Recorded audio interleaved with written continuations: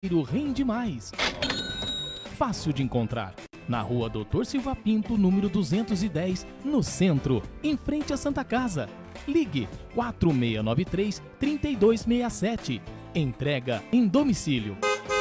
Mercado Moraes, onde o seu dinheiro rende mais. Você ainda não sabe o telefone da Mega? Então anota aí. 4693-1292. Fale com a Mega. 4693-1292. Anda logo, filha, senão vamos perder a hora da escola. Já vou, pai. Só estou pegando a minha mochila. Ah, não. Não acredito que o carro não vai querer pegar de novo. O que aconteceu? Só pode ser a gasolina daquele posto. Pai, tem que abastecer só nos postos BR ou vai ter que começar a me levar para a escola de bicicleta. São 3 postos da rede Petrobras em Guararema. No bairro Ipiranga, o Alto Posto Reino Sol está localizado na Avenida Antônio Teixeira Muniz, número 1810. No Itapema, você encontra o Alto Posto Porta do Sol, na Avenida Doutor Ademar de Barros, número 662. E no centro está o Alto Posto Manhãs do Sol, na Rua Marcondes Flores, número 500. Rede Petrobras. Além da honestidade e tecnologia, o prazer de bem servir.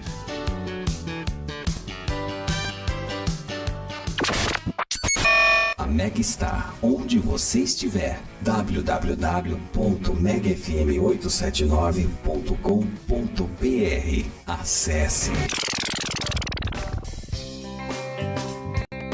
Começa agora na Mega FM o programa Espertos como Serpentes, com a apresentação de José Freire, fatos do cotidiano, variedades e conselhos para o público jovem. Você acompanha aqui.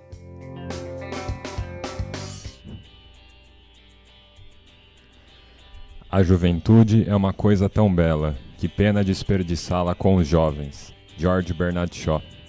Uma boa tarde para vocês, meu nome é José Freire. Hoje damos início ao nosso programa Espertos como Serpentes. Primeiramente gostaria de deixar os meus agradecimentos a toda a equipe da Mega FM, o apoio operacional de todas as pessoas que viabilizam essa transmissão, como o Pedro.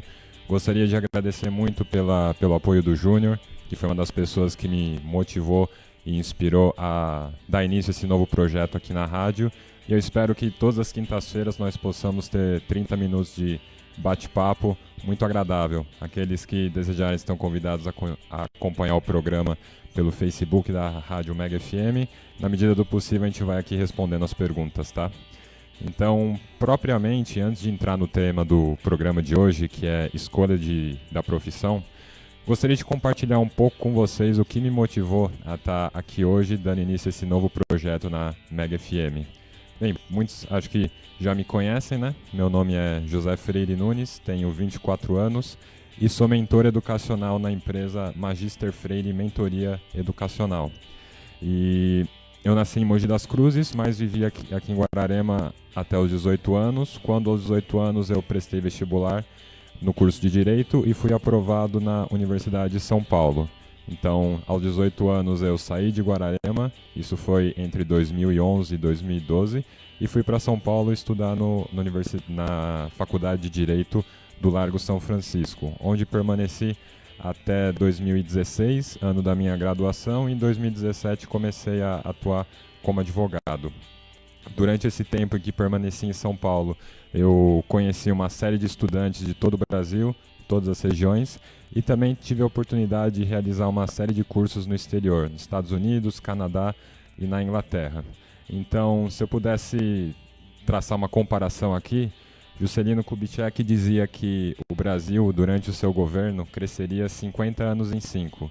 Eu, durante o tempo que eu permaneci em São Paulo, de 2012 até o final de 2017, foi como se eu tivesse vivido 60 anos em 5. 60 anos em 6, no caso. E por que eu digo isso? Tanto pela riqueza de experiências que eu tive, como pela profundidade, tanto de experiências positivas como negativas. E todo esse conjunto de experiência terá sido um mero exercício de futilidades da minha parte, se elas não se converterem em algum tipo de conhecimento que pode beneficiar toda a sociedade, começando pelas pessoas que estão mais próximas de mim, aos munícipes que moram aqui, os munícipes de Guararema, e todas as pessoas que têm interesse de ouvir a minha mensagem onde quer que estejam, por meio da rádio ou por meio do Facebook. Então, eu comecei falando para vocês que a minha formação original é de advogado, eu estudei direito, não? Então, o que me motivou a estar aqui hoje, tendo esse programa na rádio e trabalhando como mentor educacional? O que me motivou a realizar essa mudança tão drástica na minha vida? Bem, o primeiro fator, que acho que foi o mais importante, é que desde o segundo, terceiro ano da minha graduação, eu comecei a sentir uma certa inadequação ao ambiente que eu estava inserido, tanto ao ambiente físico da cidade de São Paulo, como a atmosfera intelectual e moral na qual eu estava inserido. Já que na época eu não tinha muita ideia do que eu poderia fazer, além de terminar minha graduação, eu terminei minha graduação, tive a oportunidade de trabalhar em escritórios de advocacia muito renomados em São Paulo. Trabalhei como advogado num excelente escritório chamado DRA Advogados, um dos melhores escritórios da América Latina na área de seguros. Mas, ainda assim, eu tinha ao meu redor todos os símbolos que nós associamos com o sucesso. Então, eu estudava numa faculdade que é muito prestigiada, tinha um bom salário, estava vivendo uma localidade interessante em São Paulo, e ainda assim tinha esse sentimento de inadequação que permanecia. Até que chegou um ponto que era tamanho o meu grau de cansaço, eu estava tão extenuado, tanto física como psicologicamente, que eu precisei ir até o Hospital Santa Catarina, na Avenida Paulista, para realizar uma bateria de exames. E no dia subsequente, eu fui dormir 9 da noite e acordei 2 horas da tarde do dia seguinte, porque eu não tinha forças para levantar da cama. Tamanha era como eu disse, o meu cansaço. E eu interpretei isso como um sinal de que eu precisava realizar uma mudança drástica na minha vida, porque era uma situação que não era autossustentável. Então, isso fez com que eu voltasse para Guararema, mais ou menos como quem está familiarizado com a história do Pinóquio, quando ele está na Ilha dos Prazeres, está no processo de se tornar um burro, que ele pula da Ilha dos Prazeres, vai direto para o mar, sem saber exatamente para onde ir, mas sabendo exatamente de onde ele deveria escapar. E, diante de uma série de circunstâncias, luzes, bons conselhos que eu recebi, eu dei início a essa empresa Magister Freire Mentoria Educacional, tentando, em alguma medida, preencher essa lacuna no âmbito educacional que existe no Brasil. Primeiramente por meio de aulas de inglês e francês, reforço escolar, e no médio e longo prazo visando o treinamento de pessoas que atuam no mundo corporativo e na área educacional propriamente dita, tanto no setor público como no setor privado. E por que, dentro dessa iniciativa da empresa, eu concebi esse programa? Bom, porque tendo em vista a minha experiência de vida, o testemunho que eu já recebi de outras pessoas e a literatura a qual eu tive acesso, eu poderia dizer que a melhor imagem para descrever qual que é a situação do jovem atual seria aquele relato de um mito grego em que os marinheiros são atraídos pelo belo canto de uma sereia para serem tragados pelo mar. E eu acho que essa é uma imagem muito característica e significativa que traduz muito bem o clima em que a juventude se encontra, que é um clima que eu diria de uma certa letargia, uma apatia existencial. E existem 3 aspectos que deixam muito clara essa apatia. Primeiramente, primeiramente eu diria os elevados índices de suicídio que existem entre os jovens, que é uma realidade muito complicada. O segundo aspecto, eu diria que a ingestão de doses elevadas de maneira habitual de álcools e drogas, então tanto drogas lícitas como ilícitas. E terceiro, uma moralidade sexual caracterizada por uma lascívia e devassidão que só se rivalizam com os costumes na decadência do Império Romano. Então, esses 3 fatores, eu diria que são suficientes para mostrar que os jovens, se eu tivesse que dizer em termos evangélicos aqui, estão como ovelhas sem pastor, absolutamente perdidos. Tanto é que eu comecei o programa com essa citação do filósofo inglês George Bernard Shaw, A juventude é uma coisa tão bela, que pena desperdiçá-la com os jovens. Talvez você, que ainda seja jovem, ou mesmo você com seus 30, 40, 50, 60 anos, possa se identificar com essa frase, seja por conta de alguma coisa cabeluda, uma coisa meio esquisita que você fez na sua juventude, porque você está lidando com o mesmo problema com seu filho, com seu primo, com seu amigo, etc. Mas eu não gosto tanto dessa frase, eu gosto mais dessa outra frase que eu usei como um chamativo na propaganda para este programa. A juventude não foi feita para o prazer, mas sim para o desafio, do filósofo francês Paul Claudel. Então, por que eu estou falando em desafio? Porque uma vez que o jovem se encontra num estado de letargia e apatia, ele não vai ser despertado desse estado se você simplesmente afagar o seu ego, dando algo prazeroso, facilidade para ele fazer. Isso a nossa sociedade pautada pela economia de mercado já faz muito bem. Mas você vai conseguir despertá-lo desse estado de apatia justamente desafiando, dando alguma coisa que o incomode, que faça com que ele saia de sua zona de conforto. E é justamente o que eu estou querendo em certa medida fazer aqui. Como eu já citei a história do Pinóquio, é uma história que eu gosto muito porque eu acredito que passa uma série de ensinamentos sobre a vida. E um deles é o papel que tem a nossa consciência. Para aqueles que estão familiarizados com a história, a consciência do Pinóquio é um grilo falante. E em inglês, a palavra que significa inseto também significa incomodar, to bug. Isso é muito significativo porque a consciência do Pinóquio, grilo falante, é justamente aquilo que o está constantemente incomodando, falando para ele não ir por determinado caminho, ir para o outro. Quanto mais o Pinóquio obedece à sua consciência, mais ele realiza escolhas acertadas. Quanto menos ele obedece, mais escolhas erradas ele realiza. Então, eu estou aqui para, em alguma medida, durante essa meia hora, durante a semana, ser um pouco a consciência dos meus ouvintes para despertá-los para algumas realidades. Então, o meu programa ele vai ser bem sucedido na medida que ele for capaz de incomodar em alguma medida as pessoas que o estão ouvindo. Então, eu não estou aqui para afagar o ego de ninguém e nem para dar alguma coisa prazerosa. Eu estou aqui justamente para incomodar, mas no melhor sentido da palavra. Um incômodo que vai gerar algum tipo de inquietação. Essa inquietação que leve o meu ouvinte a ter uma certa reflexão sobre essa inquietação. Um arrependimento de algo que se fez ou se deixou de fazer e um propósito bem concreto para melhorar de vida, seja no âmbito afetivo, familiar, financeiro, etc.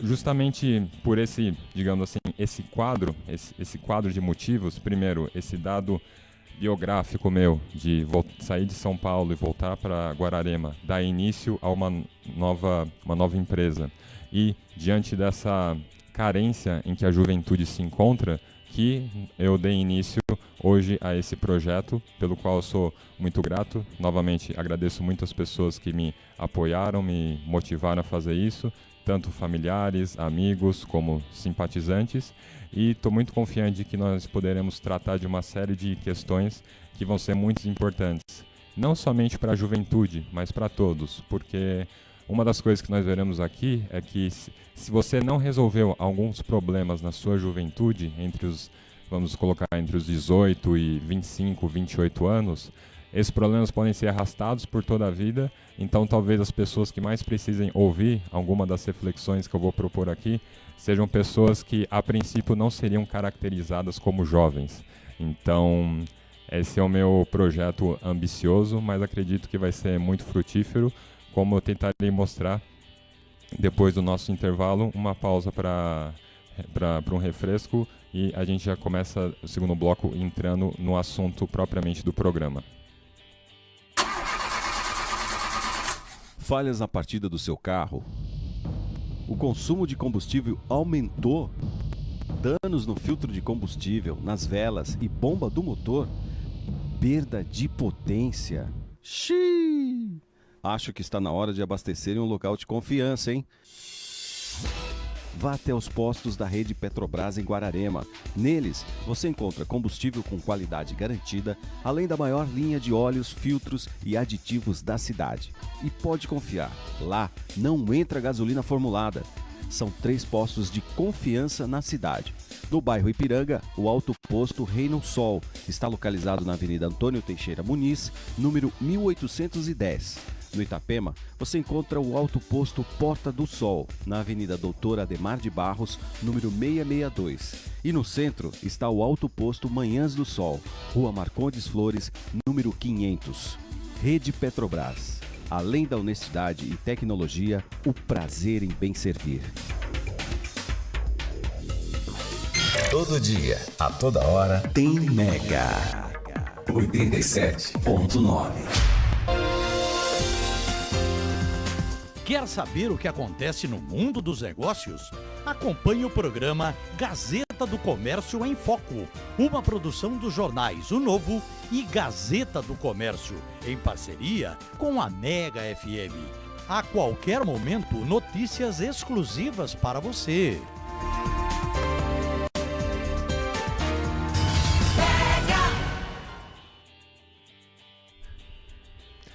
Bom, estamos de volta, agora que já passou o frio na barriga da estreia, acho que podemos ir com mais tranquilidade, não é, gente?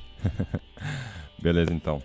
Então, eu falei para vocês que o tema de hoje vai ser a escolha da profissão. Mas antes de entrar propriamente nesse tema, eu gostaria de só tratar um pouco mais sobre as causas desse estado em que a juventude se encontra antes. Então, o primeiro motivo, isso é uma coisa que é verdade para qualquer tempo histórico. Quem é o jovem? O jovem é, por definição, aquela pessoa inexperiente que não consegue tomar decisões por si própria. Então, esse é o estado normal do ser humano. E qual que é o problema com isso, especificamente no tempo em que nós vivemos? É que a partir da década de 60 do século passado, começou-se a povoar o imaginário social com a ideia de que o jovem tem que ser aquele que se rebela, que toma a frente das grandes transformações sociais. Só que qual que é o problema com isso? Que se nós formos estudar a história nos últimos 120 anos, nós veremos que os movimentos políticos mais assassinos foram aqueles que foram primeiramente acolhidos por muitos jovens, inclusive muitos jovens tomando a frente nesses movimentos políticos. Temos os casos lamentáveis do nazismo na Alemanha, no fascismo na Itália e do socialismo na União Soviética.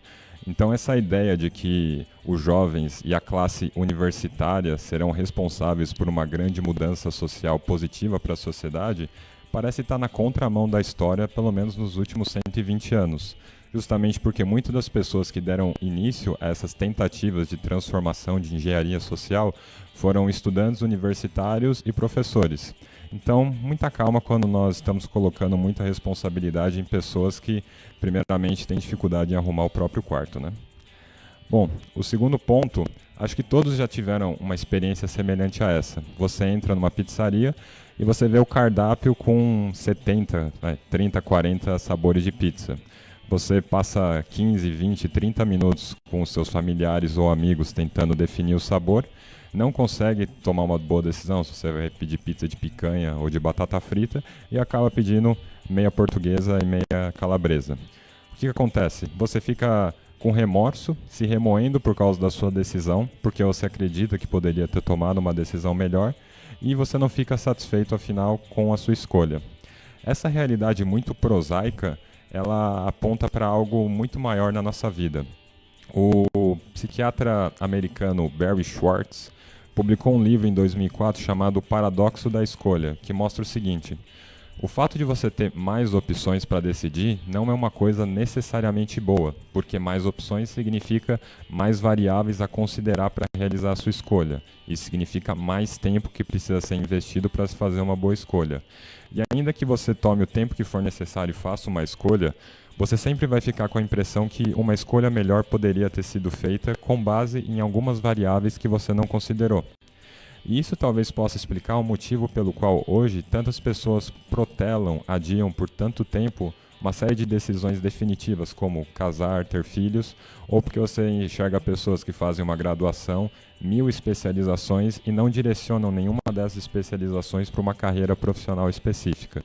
Então você tem o jovem, que por definição é uma pessoa inexperiente, para tomar decisões num mundo em que é oferecido para ele cada vez mais opções.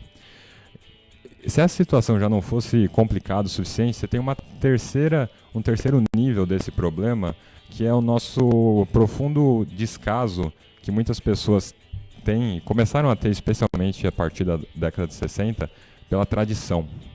E o que é uma tradição? Tradição é uma palavra que vem do latim traditio, que significa alguma coisa que você passa. Então a gente pode entender a tradição como uma corrente, sendo que cada um dos elos de uma corrente representa um aspecto dessa tradição. Então vamos supor, o que você vai fazer quando crescer? Qual é a sua profissão? Bom, você pode tomar como base a sua tradição familiar, ou seja, o que meus familiares, meu pai, minha mãe, meus tios, meus avós fizeram. Você pode tomar como base uma tradição local. O que a sua cidade é famosa? Então a gente tem, por exemplo, aqui no estado de São Paulo, Tatuí, que é uma cidade famosa pelos conservatórios. Mas qual que é o problema quando você desconsidera todas essas tradições na tomada de uma decisão? Que você não tem absolutamente nenhum parâmetro. Ou seja, ainda que você for rejeitar um critério para tomar uma decisão, o simples fato de existir um critério que você rejeita, isso por si só já representa um parâmetro, e é um parâmetro bom. Agora, se você parte do pressuposto que não existem absolutamente nenhum critério, o que sobra para você, especialmente para o jovem?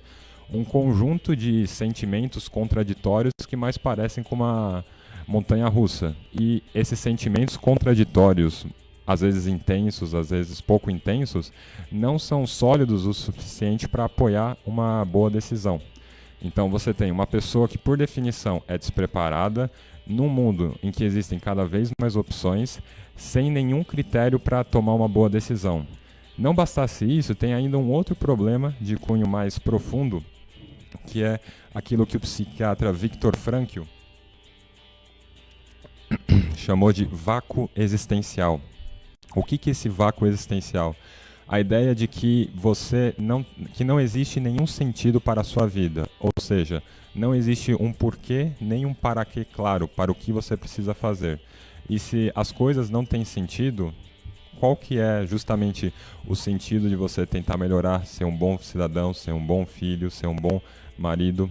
Não existe sentido. Então, se não existe nada que te preenche na vida, não é à toa que você tem número considerável de jovens recorrendo ao suicídio, à ingestão de doses cavalares de drogas lícitas e ilícitas. Em alguma medida para compensar essa falta de sentido, que é algo que subjaz o imaginário, especialmente o imaginário da juventude. Tudo bem, então eu apresentei agora um quadro relativamente apocalíptico, eu diria. Mas eu espero terminar o programa num tom um pouco mais elevado, mostrando que existem uma série de dificuldades, mas acima de tudo existe esperança para tudo isso. Então, qual que é o tema de hoje que eu vou começar a esmiuçar com vocês? A ideia de como você deve escolher a sua profissão, com base no dinheiro ou com base no prazer. E para isso, eu vou usar aqui um livro do escritor Orígenes Lessa, chamado O Feijão e o Sonho, que é um livro que retrata justamente essa falsa dicotomia que existe entre prazer e dinheiro. Em síntese, qual que é o grande drama do livro? Você tem o personagem principal, Campos Lara, que é casado com a Maria Rosa, e ao mesmo tempo que ele tem que sustentar a família, trabalhando como professor numa escola, ele tem uma série de anseios, de sonhos de se tornar um grande poeta. Então, ele está constantemente dividido por essa ideia de eu tenho que ganhar o meu feijão, ou seja, cumprir bem o meu dever, dando aula muitas vezes para crianças que eu não gosto, cujos pais eu não converso, mas ao mesmo tempo eu tenho isso que me completa de verdade, que me dá prazer, que é ser um poeta, escrever poemas e me tornar um poeta famoso. Então perceba que esse tipo de dicotomia, que é muito comum na cabeça do jovem, especialmente na época entre os 17 e 20 anos, que é a época da escolha da profissão, pode acompanhar uma pessoa pelo resto da vida se ela não resolver bem esse problema. Então, como que a gente resolve essa, que eu vou mostrar falsa dicotomia entre fazer as coisas por dinheiro e fazer as coisas por prazer. Aparentemente insolúvel, não? Bom, a grande questão é a seguinte: existem uma série de coisas que nós não fazemos movidos pelo dinheiro nem mesmo pelo prazer, mas sim nós fazemos movidos por sentido. E quando nós estamos falando de sentido, a gente está falando de uma coisa que transcende o dinheiro e o prazer, que é a vocação. O que é uma vocação? Vocação é uma palavra que vem do latim, vocare, que significa chamar. Então, vocação é um chamado que você recebe para realizar algo no mundo, por meio do seu trabalho. Seja esse trabalho profissional, doméstico, remunerado ou não, trabalho voluntário, social. Tá. E para aqueles que conhecem o comediante canadense Jim Carrey, sabe que ele é muito caricato e engraçado, mas eu não sei se a maioria das pessoas sabe como é que ele se tornou essa pessoa tão caricata e engraçada. Então, durante boa parte da infância e da adolescência do Jim Carrey no Canadá, a mãe dele tinha sérios problemas de saúde e ela estava constantemente na cama. E vendo a mãe tão triste, tão abatida, ele começou a treinar, fazer caretas e contar piadas para dessa maneira conseguir alegrá-la, tirar um pouco de alegria diante de todo aquele sofrimento. Tá. O Jim Carrey fazia isso por prazer ou por dinheiro? Ele fazia isso porque ele gostava que a mãe dele estivesse numa cama sentindo dor ou porque ele estava sendo remunerado por isso? Por nenhuma das duas coisas. Ele fazia isso por quê? Porque era uma coisa que fazia sentido para ele. Então, essa dicotomia prazer e dinheiro é falsa, primeiramente porque as coisas não se apresentam para a gente fazer as coisas por prazer ou por dinheiro, mas sim se fazer uma coisa tem ou não sentido. Ou seja, o prazer e o dinheiro são contingenciais a alguma atividade que nós vamos realizar porque temos vocação. Tá, tudo bem. Agora, por que vamos tentar destrinchar um pouco mais essa ideia dessa falsa dicotomia. Primeiramente, uma vez que nós vivemos numa sociedade que escolheu que não haverá mais escravos, a consequência disso é que toda pessoa precisa, em alguma medida, prover o seu próprio sustento. Então, na sociedade que nós nos encontramos, é muito claro que é vocação de cada pessoa prover o seu próprio sustento. Então, a ideia de que você tem que trabalhar para ganhar um salário para se sustentar já representa um primeiro passo na realização da sua vocação, mas somente um primeiro passo. Como que nós chegamos então a um segundo passo na realização da sua vocação?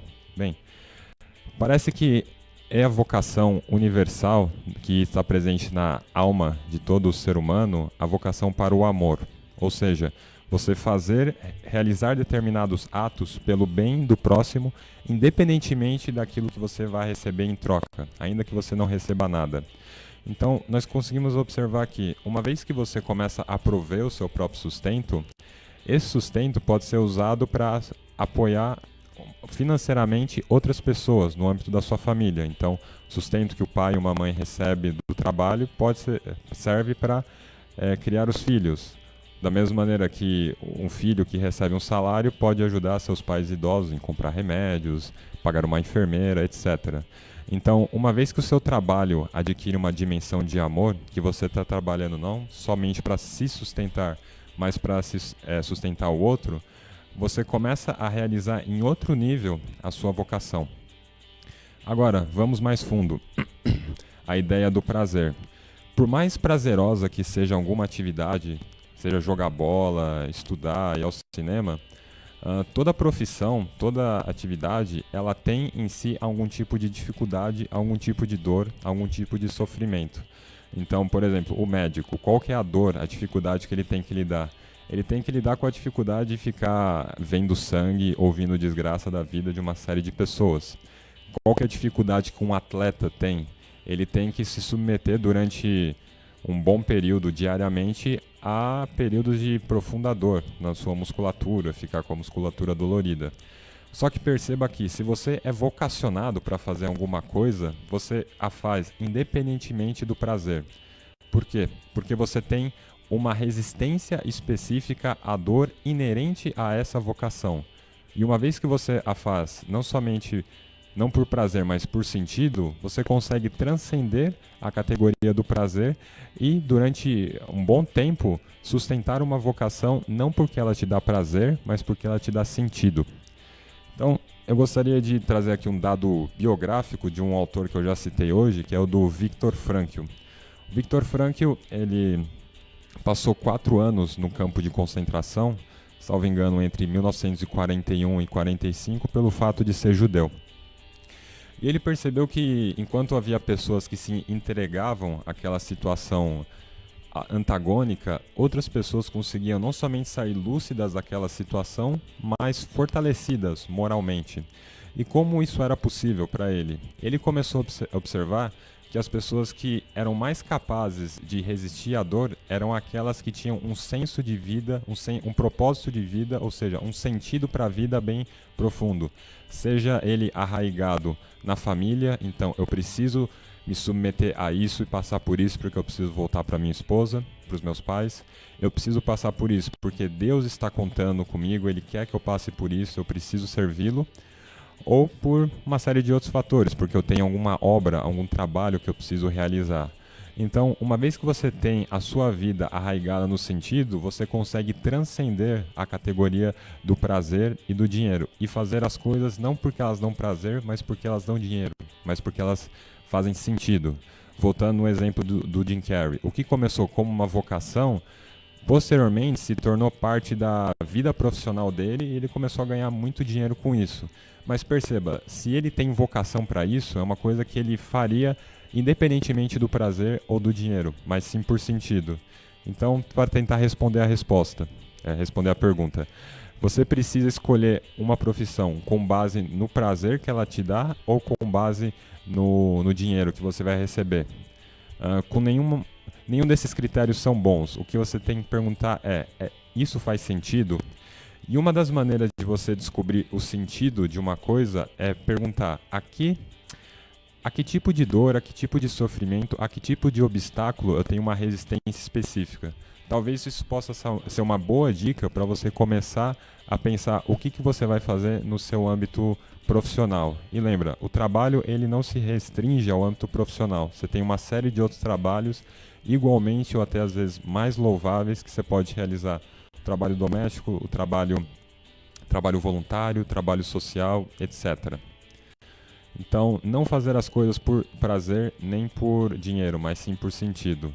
Pense, por exemplo, no ápice da pessoa que vive uma vocação, a vocação do mártir. Como que o mártir realiza a sua vocação? Ele realiza a sua vocação por meio das pessoas que o perseguem. Ou seja, o mártir é aquele que está disposto a ser injuriado, caluniado, açoitado e, em última instância, morto para defender uma coisa que ele acredita. Então perceba que o mártir é aquela pessoa que consegue transformar uma aparente derrota num sucesso triunfante. Então o ápice da concretização da vocação do mártir é justamente quando ele morre em prol daquilo que ele defende. E nós temos exemplos de uma série de mártires no século XX. Temos o exemplo do Mahatma Gandhi, Martin Luther King e do padre Maximiliano Kolbe. Então, caminhando para o final do nosso programa, eu gostaria de deixar aqui para reflexão durante a semana a leitura de um texto do filósofo brasileiro Olavo de Carvalho, chamado O Imbecil Juvenil. Já acreditei em muitas mentiras, mas há uma a qual sempre fui imune, aquela que celebra a juventude como uma época de rebeldia, de independência, de amor à liberdade. Não dei crédito a essa patacoada, nem mesmo quando jovem eu próprio ela me lisonjeava. O jovem, é verdade, rebela-se muitas vezes contra os pais e professores, mas é porque sabe que no fundo estão do seu lado, e jamais revidarão suas agressões com força total. A luta contra os pais é um teatrinho, um jogo de cartas marcadas, no qual um dos contendores luta para vencer e o outro para ajudá-lo a vencer. Muito diferente é a situação do jovem ante os da sua geração, que não tem para com ele as complacências do paternalismo. Longe de protegê-lo, essa massa barulhenta e cínica recebe o novato com desprezo e hostilidade que lhe mostram, desde logo, a necessidade de obedecer para não sucumbir. É dos companheiros de geração que ele obtém a primeira experiência de um confronto com o poder, sem a mediação daquela diferença de idade que dá direito a descontos e atenuações. É o reino dos mais fortes, dos mais descarados, que se afirma com toda sua crueza sobre a fragilidade do recém-chegado, impondo-lhe provações e exigências antes de aceitá-lo como membro da horda. A quantos ritos, a quantos protocolos, a quantas humilhações não se submete o postulante para escapar à perspectiva aterrorizante da rejeição, do isolamento. Para não ser devolvido, impotente e humilhado, aos braços da mãe, ele tem de ser aprovado num exame que lhe exige menos coragem do que flexibilidade, capacidade de amoldar-se aos caprichos da maioria, a supressão, em suma, da personalidade. Não é de espantar que o rito de ingresso no grupo, custando tão alto investimento psicológico, termine por levar o jovem à completa exasperação, impedindo-o simultaneamente de despejar seu ressentimento de volta sobre o grupo mesmo, objeto de amor que se sonega e por isso tem o dom de transfigurar cada impulso de rancor em novo investimento amoroso. Para onde então se voltará o rancor, senão para a direção menos perigosa? A família surge como o bode expiatório providencial de todos os fracassos do jovem no seu rito de passagem. Se ele não logra ser aceito no grupo, a última coisa que lhe há de ocorrer será atribuir a culpa de sua situação à fatuidade e ao cinismo dos que o rejeitam. Numa cruel inversão, a culpa de suas humilhações não será atribuída àqueles que se recusam a aceitá-lo como homem, mas àqueles que o aceitam como criança. A família, que tudo lhe deu, pagará pelas maldades da horda que tudo lhe exige. Eis que se resume a famosa rebeldia do adolescente: amor ao mais forte que o despreza, desprezo pelo mais fraco que o ama. Todas as mutações se dão na penumbra, na zona indistinta entre o ser e o não ser. O jovem, em trânsito entre o que já não é e o que não é ainda, é por fatalidade inconsciente de si, de sua situação, das autorias e das culpas de quanto se passa dentro e em torno dele. Seus julgamentos são quase sempre a inversão completa da realidade. Eis o motivo pelo qual a juventude, desde que a covardia dos adultos lhe deu autoridade para mandar e desmandar, esteve sempre na vanguarda de todos os erros e perversidades do século. Nazismo, fascismo, comunismo, seitas pseudo-religiosas, consumo de drogas. São sempre os jovens que estão um passo à frente na direção do pior. Um mundo que confia seu futuro ao discernimento dos jovens é um mundo velho e cansado, que já não tem futuro algum. E qual que vai ser a frase que nós vamos adotar na nossa vida? A juventude é uma coisa tão bela, que pena desperdiçá-la com os jovens, ou a juventude não foi feita para o prazer, mas sim para o desafio. Aqui quem fala é seu apresentador José Freire. Essa foi a primeira edição do programa Espertos como Serpentes. Muito obrigado por prestigiar a Rádio Mega FM. Fiquem com Deus, uma boa semana.